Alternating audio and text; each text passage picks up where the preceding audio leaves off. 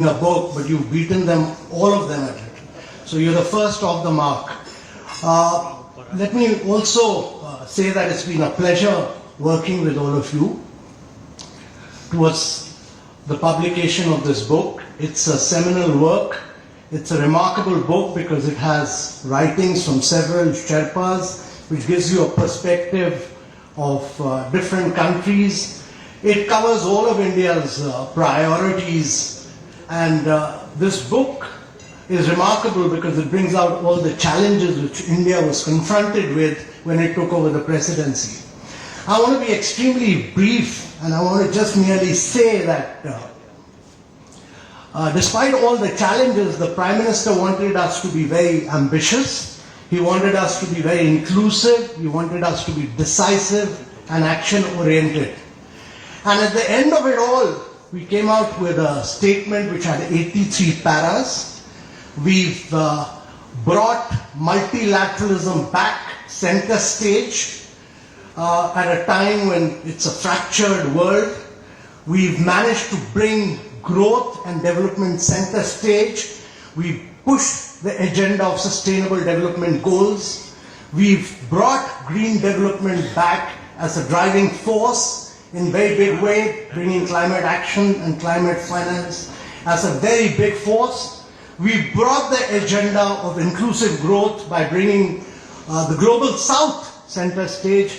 We ensured that G20 became G21 by making AU as a permanent member of G20, and we brought many of the remarkable things which India had spearheaded, particularly the digital public infrastructure. And we said that the world will not grow and develop in an inclusive manner without the digital public infrastructure. But I think the most remarkable thing was that India was able to push the agenda of the reforms of the multilateral financial institutions, which is very critical for both sustainable development goals and for climate action. And we were able to bring what our Prime Minister had spearheaded, women-led development, back on stage in the global center stage. We were able to bring consensus on all, global consensus on all these issues. And to my mind, there were several challenges, but bringing everybody together demonstrated India's great global influence to straddle the world of G7, to take developing countries along, and to bring China and Russia all together on all key issues confronting the world. And that's why I really think that this book is seminal in many ways, because it highlights what all India has been able to achieve. Ladies and gentlemen, I'm truly delighted that this book is being released by our External Affairs Mr. Jaishankar. Throughout this presidency, he was a big source of inspiration and great source of motivation to all of us, me and my entire team, which is here today. And whenever I was facing several challenges, particularly on issues of Russia and Ukraine, I fell back upon him, and he has always been a person who gave all the right advice for us to spearhead it. So I'm particularly delighted that all of you got Mr. Jaishankar to release this book. Thank you very much. It's been a great pleasure working with ISIS. Thank you.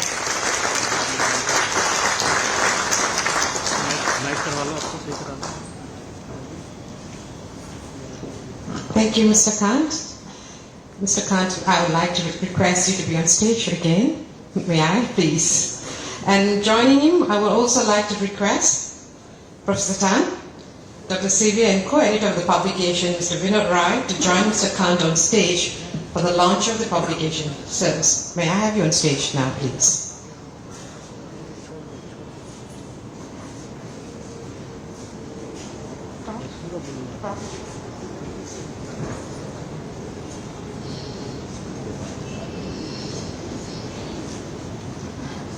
Ladies and gentlemen, it's my honor now to invite India's Minister of External Affairs, Dr. S. Jaishankar, to join us on stage and to do us the honor of launching the publication, India and the Future of G20, Shaping Policies for a Better World. Minister, sir, please.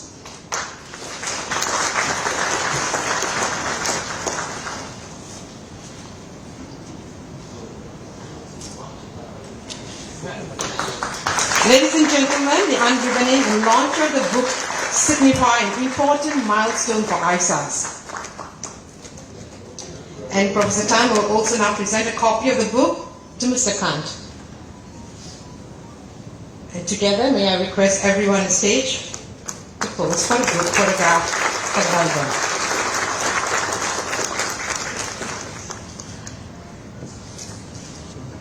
Thank you, gentlemen. Minister, sir, may I request you to go on stage, please? Yeah. Please, yeah.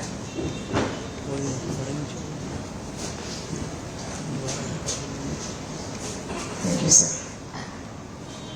Ladies and gentlemen, it's an honor to invite the Honorable Minister to deliver his address. Minister, sir, please.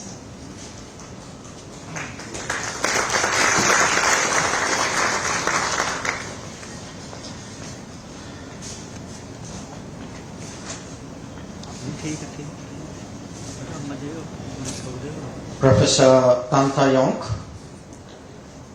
Mr. Amitabh Kant, the co-authors Iqbal Singh Sevia, Vinod Rai, Amitendu Palit,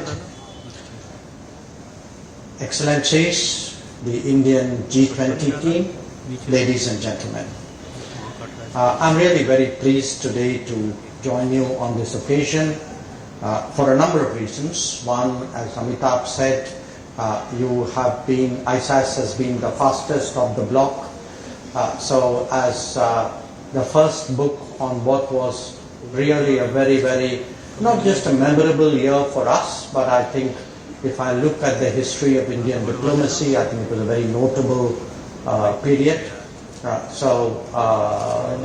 It's really only fitting that I could also join you people on this occasion. I'm also very pleased that this has been done by ISAS. I have had myself some personal association with the Institute a few years ago when I thought I was leaving the government. I spent a few months in ISAS. It was a short period but a very productive one because I started my first book sitting there, and even otherwise, from the time I was High Commissioner in Singapore, it's an institution with which I've had the pleasure to work, and I would also like to take the occasion to congratulate you on your completing your 20th year, and I wish you all the best in your celebrations. Now, it's about 5 months now since we had the New Delhi summit of the G20. It's 2 months since India relinquished its presidency. So it's a natural thought for many of us who are involved with the G20 to reflect on how it is perceived, how it is remembered, how it's analyzed. And I'd like to begin really by sharing some of the, I can say, feedback that I got from people whose thoughts on this matter really make a difference. The first feedback I would give you is actually that of the Secretary General of the United Nations, Antonio Guterres. I had gone at the end of September to the UN General Assembly, and I had obviously met him there. That is customary, and I must say he was very, very appreciative of how the New Delhi summit had gone, how the G20 process had gone, because for him really this presidency had helped to get multilateralism back on the right track. So for a UN Secretary General to actually, and he was very open about it, that the work which had been done at the G20 had strengthened his hands, and he spoke. I mean, actually, we had the SDG summit had just taken place that week, So he said whether it's the refocusing on the SDG, the IFI reform, the Green Development Pact, the digital public infrastructure. He said, look, this is exactly what I was trying to get the world to talk about and think about. Unfortunately, there were other fires which sort of took more of the attention and the oxygen. So in that sense, he really valued the work of the New Delhi Summit and the G20 presidency. The second feedback, which I still get, is from the Global South. And I must say, again, my reference point here, my focus group, my sample here, has been the non-aligned meet, which I attended the summit in Kampala just 2 weeks ago. And within the Global South, the feeling was very strong that in a sense the G20 provided, the Indian presidency provided an occasion really for a lot of countries who had a natural affinity of interest but somewhere had lost that sense of I would say cohesive articulation to get that back. The third is Africa specifically, because there's not a single African president or prime minister or foreign minister who's really not thanked us for what is seen truly as a big step in Africa's rise to recognition today that Africa should have a voice. And in fact, in a very interesting way, it has also spurred a debate on not just multilateralism, but even on UN reform. I mean, the feeling is that if a body like the G20 could add a member, I mean, surely this should serve as an inspiration for other bodies, not least the United Nations. I think in terms of the general global perception, the feeling is that we managed to bridge multiple contradictions, that there was the East-West polarization centering around Ukraine. There was the North-South divide, mostly on development-related issues. And that in that sense, we actually kind of managed a delicate walk on the trapeze with the spotlight on us, and did that with carrying 20 others along with us. In India itself, and again I say this from travels which I keep doing. Just a few days ago I was in Mumbai at the IIT. I think if I look back, and I can look back a fair distance, I can't think really of any foreign policy event which was domestically so deeply owned as this G20. That by doing these 220 meetings in 60 cities, and by doing it in a way in which people got outside the conference room, outside the hotels, brought in a lot of civil society, other non-governmental organizations, universities. So there's actually, it was almost like a nationwide celebration. And there was a sort of a collective ownership about its success. So it wasn't seen either simply as a government achievement or a diplomatic achievement. It was actually truly seen in many ways as a larger endeavor of a society. And to that extent, I would say it is notable because it's part of what I would say today is a grounding of foreign policy on domestic sentiment. So there is that big change happening in India, and I think this was a very important driver of that. Now, the achievements of the G20, and Amitabh has spoken briefly about it, I think is something that we're all aware of. But I would like to make a few points to add to what he said there. One, of course, is the theme of the G20 itself: One Earth, One Family, One Future. And this theme, I believe, has a particular resonance at a time when globalism is supposedly retreating in the face of nationalism.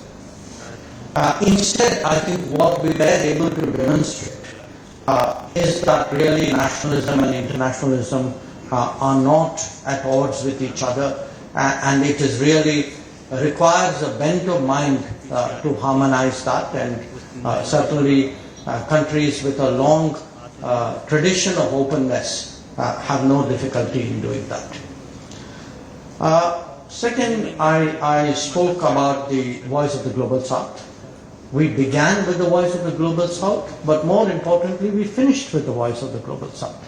So the fact that we reported back to the Global South on the G20, I think really underlined how seriously we took their contributions and how we hope that what we started off really gets more traction with time. As regards the African Union's permanent membership, again, I must share with you, I think Amitabh, you would remember this, as we were literally concluding the Bali G20.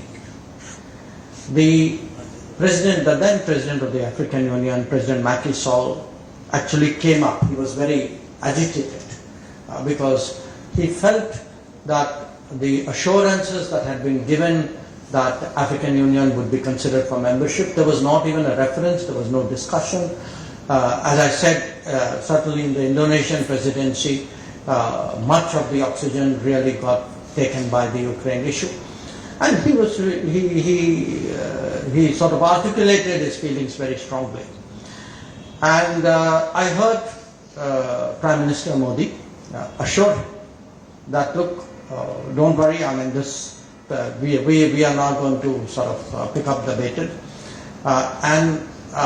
So for me, this was a international version of Modi ki guarantee, that he guaranteed to President Macky Sall that in our presidency we will get it done. And to round off that story, I must tell you, when the BRICS met in Johannesburg, President Macky Sall actually came up to him and said, look, you gave me a guarantee. I know that you took that initiative to write a letter to other members suggesting this strongly. He didn't say in a manner in which nobody could say no, but that's, I guess, what he meant. I think today the fact that we took this upon ourselves, this initiative, we pushed it through, this is something which is hugely appreciated. It was the right thing, it was the smart thing. I do think it would give G20 a much greater credibility and a broader representation in the times to come. Now, I referred to the action plan in regard to the SDG. I mentioned to you that the Secretary General UNSG actually felt that it had helped to energize the SDG summit. I must also say that I had a similar sense from Sultan Jaber when it came to COP28, that he was continuously in touch with us through the G20 presidency, and he too felt that whatever was done in the course of our presidency certainly strengthened his hands when it came to the COP in Dubai. One notable initiative, of course, was the LIFE initiative. I think, Iqbal, you referred to it as well. And it is an interesting initiative because it takes, what is a big very serious issue from the public policy domain, and it translates into personal behavior and norms. That climate action and climate justice is not something which somebody out there has to do so that we can all live better in the planet. It is a way of actually reminding ourselves of our individual responsibilities. And I think in that sense, it's actually a very interesting example to me of democratizing and individualizing what are big policy challenges facing the world. Another important achievement, of course, again Amitabh referred to it, which was the IFI, the Multilateral Development Banks, the better resourcing.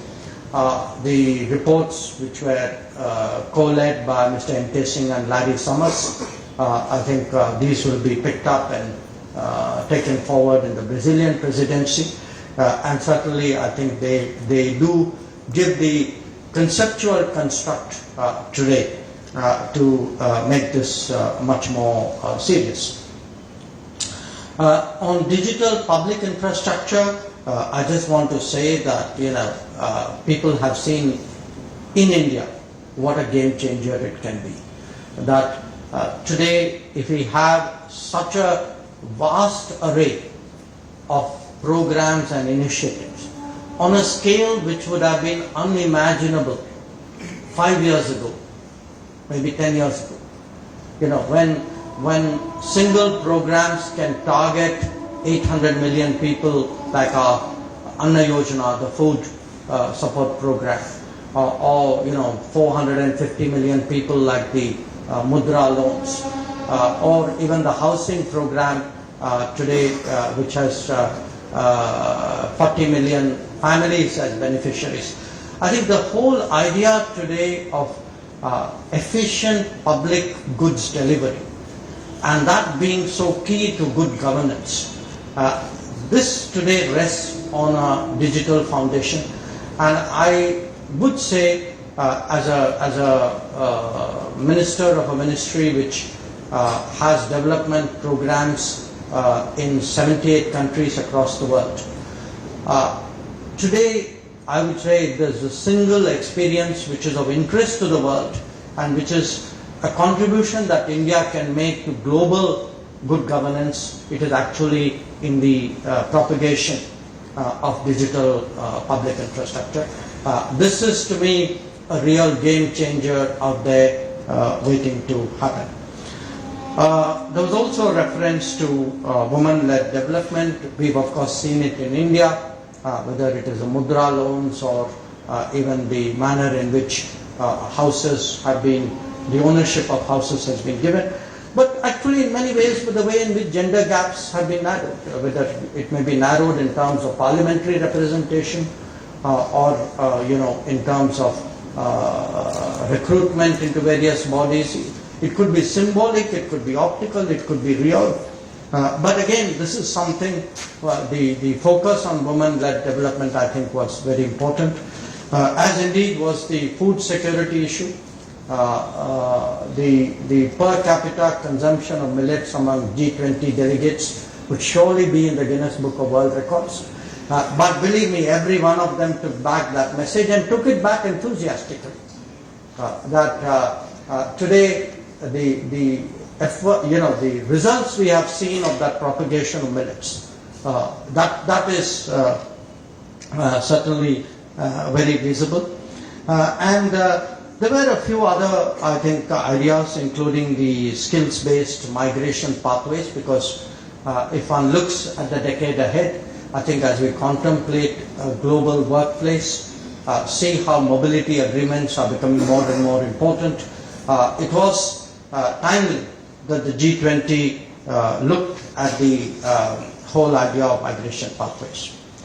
Now, you would all, of course, note that I have not used the U word so far, Ukraine, but it was a challenge. I mean, no question about it. In fact, in many ways, the management of that issue while keeping the agenda moving, I think was the real process. I would say the complexity of the process was really focused around that. So at every meeting, the idea was to get the substantive work done while managing the Ukraine contradiction. So you could well ask me that, in a sense, what was the formula or the recipe for India's managing the G20 consensus in Delhi. And I think the Sherpa knows and the G20 team knows we had a particularly exciting last 48 hours before we came to that consensus. And when I think back about it, I would say that what we did was we created so many outcomes that the value of that consensus went up given the fact that there was so much riding on it. So it would have been a very brave country to take the call not to go along with the consensus. So if I would say, perhaps a learning which Amitabh and I carried from our youthful years in the university together, when you play this 3-card poker, in India it's called Teen Patti, if the stakes are high enough, nobody is going to call.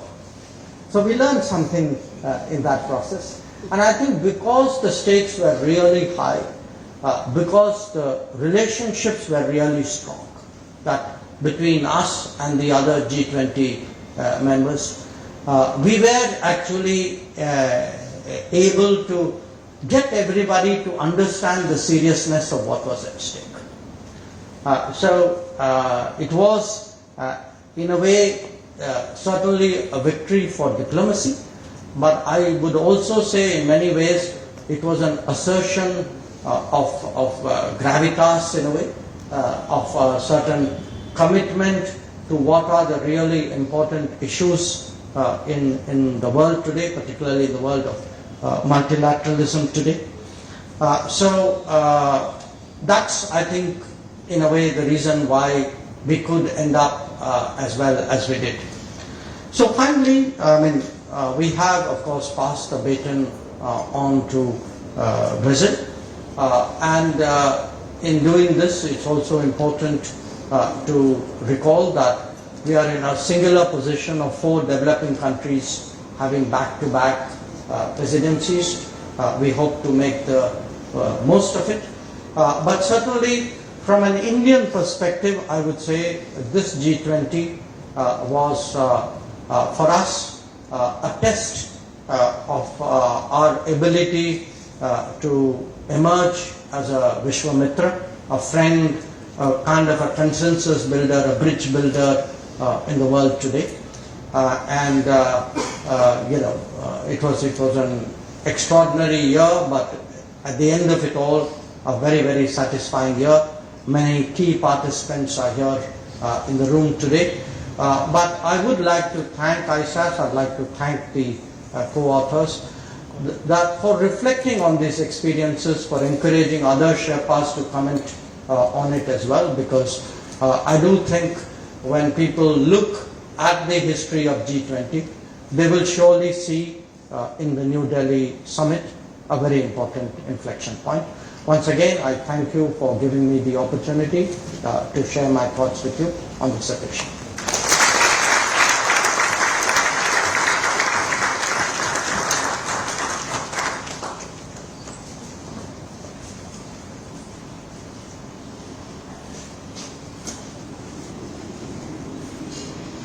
Thank you, Minister Sir. I would like next to invite Mr. Vinod Rai, Distinguished Visiting Research Fellow at the Institute of South Asian Studies and co-editor of the publication, to deliver the vote of thanks. Mr. Rai, please.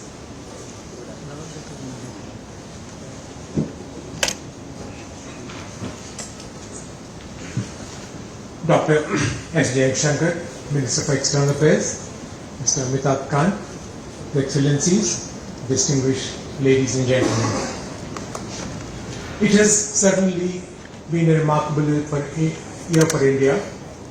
India provided absolutely landmark leadership to all the group of countries in the year that India held the presidency. The crowning glory for this was those 83 paras which were accepted unanimously on the first day of the meeting with no voice being raised against whatever had been written on those paras. I thought that is an absolutely remarkable feat in diplomacy that India could provide.